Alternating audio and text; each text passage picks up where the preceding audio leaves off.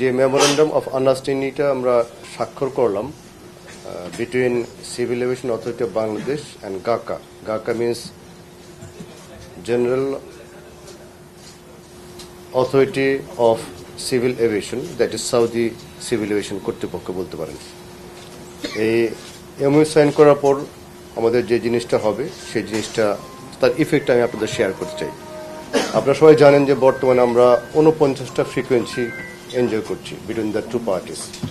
49 এর ফলে যেটা হয় প্রতি সপ্তাহে আমরা 49টা ফ্লাইট আমরা সাউদিতে যেতে পারি এবং সাউদি 49টা ফ্লাইট আসতে পারে।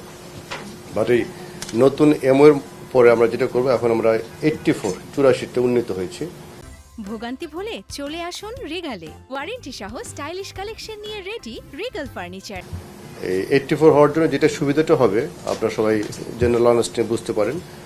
স্পেশালি হজ ফ্লাইটের সময় আপনারা দেখেছেন যে আমরা ফ্রিকোয়েন্সি নিয়ে অথবা ফ্লাইট নিয়ে একটু চাপের ভিতর থাকি।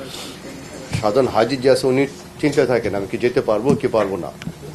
হজ এজেন্সি যারা আছেন তারাও চিন্তায় থাকেন যে একটা ফ্লাইট কি মিস হবে না তো।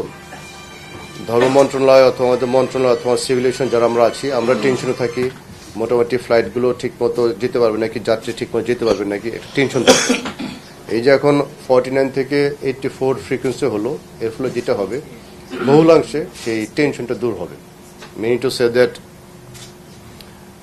হজ ফ্লাইটটা অথবা হজের যে কার্যক্রমটা সেটা আরও স্মুথ হবে আমার বিশ্বাস। আলহামদুলিল্লাহ এবার যে হজ ফ্লাইটগুলো যেটা হয়েছে আপনারা সবাই দেখেছেন, আমরা অলমোস্ট 78,000 প্যাসেঞ্জার গিয়েছে অ্যান্ড রিটার্ন করেছে মোর দেন 70,000 প্যাসেঞ্জার। বিমান ছিল আমাদের সাইডে আর এই সাইডে সাউদির অ্যান্ড ফ্লাইনাস দুইটা এয়ারলাইন্স। বিমান 50%, ফ্লাইনাস অ্যান্ড সাউদি 50%, 35 and 15 মিলে এইরকম যাত্রী ক্যারি করেছে। আলহামদুলিল্লাহ ধর্ম মন্ত্রণালয়, আমাদের সিভিল এভিয়েশন অ্যান্ড ট্যুরিজম মন্ত্রণালয়, আমাদের সিভিল এভিয়েশন সবাই মিলে এবার হজটা খুব ভালো হয়েছে আলহামদুলিল্লাহ। সামনের দিনগুলোতে সামনের বছর এই নতুন এমওইউ সাইন করার পরে 84 যে ফ্রিকোয়েন্সিটা হলো তার জন্য আমার বিশ্বাস এই হজ সংক্রান্ত ফ্লাইটের যে ক্রাইসিসটা হয় সেই ক্রাইসিসটা বহুলাংশ দূর হবে ইনশাল্লাহ। আর এর বাইরেও আরও দু একটা জিনিস আমি আশা করতে পারি যে আপনার হজটা যদি সুন্দর করে সম্পন্ন হয় এটা আমাদের success story for our ministry, for the government also, সেটা ভালো জিনিস হবে। আর এর বাইরে একটা জিনিস আমি আপনার শেয়ার করতে চাই।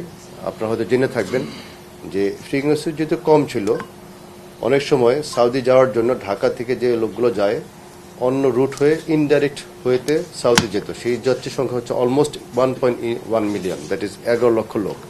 এখন এই যে ডাইরেক্ট যেতে পারছি মোর নাম্বার ফ্রিকোয়েন্সি, এর জন্য যেটা হবে অনেক প্যাসেঞ্জার স্ট্রেট সৌদি যেতে পারবেন, ওনার সময় বাঁচবে, শ্রম বাঁচবে এবং যে আর্থিক যে সংশ্লিষ্টতা আছে আর্থিক সংশ্লিষ্ট সেটা হবে। সুতরাং বাই অল মিনস দিস ফ্রিকোয়েন্সিটা যে বাড়লো সেটা আমাদের ডিভিডেন্ড দেবে।